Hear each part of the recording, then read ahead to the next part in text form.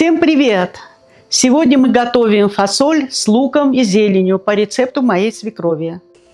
Посмотрите только, какая красота!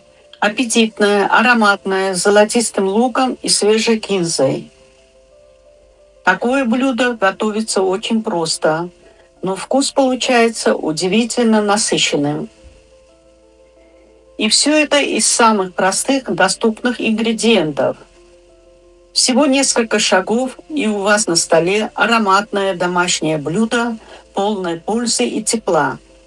Нам понадобится фасоль, лук, кинза, соль, перец, растительное масло. Начнем готовить. Сначала тщательно промоем фасоль под холодной водой, чтобы удалить лишнюю пыль и крахмал. Теперь переложим ее в кастрюлю, нальем воду и ставим на плиту. Накроем крышкой, так вода быстрее закипит. Затем уменьшаем огонь, но пусть варится при легком кипении.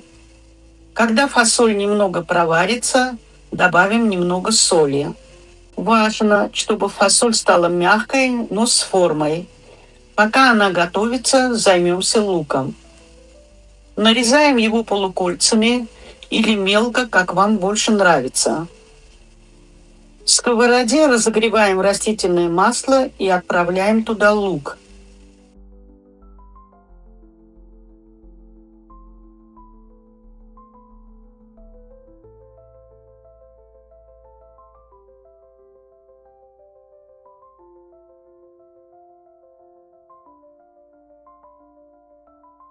Помешиваем, пока лук не станет золотистым и слегка карамельным. Добавляем перец. Лук начинает шипеть, и кухня сразу наполняется ароматом домашнего тепла. Тем временем проверяем фасоль. Если она мягкая, пора ее откинуть на дуршлаг, чтобы избавиться от лишней воды. Возвращаемся к луку. Он уже золотистый, ароматный и готов принять фасоль. Добавляем фасоль прямо на сковороду к луку и выключаем огонь. Теперь очень аккуратно перемешиваем. Не нужно сильно мешать, важно, чтобы фасоль осталась целой, а не превратилась в пюре. Пока фасоль впитывает аромат жареного лука, нарежем свежую зелень. Кинза, укроп выбирайте на свой вкус.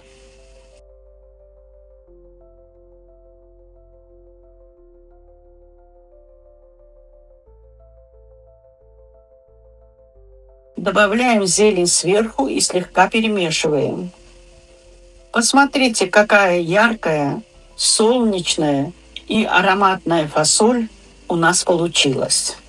Такое блюдо можно подавать как гарнир, а можно и как самостоятельное блюдо.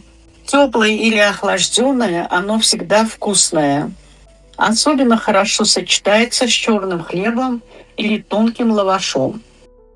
Попробуйте приготовить фасоль с луком и зеленью, и я уверена, она станет частым гостем на вашем столе. Спасибо, что были с нами. Надеюсь, вам понравился наш рецепт. До скорой встречи в следующем видео.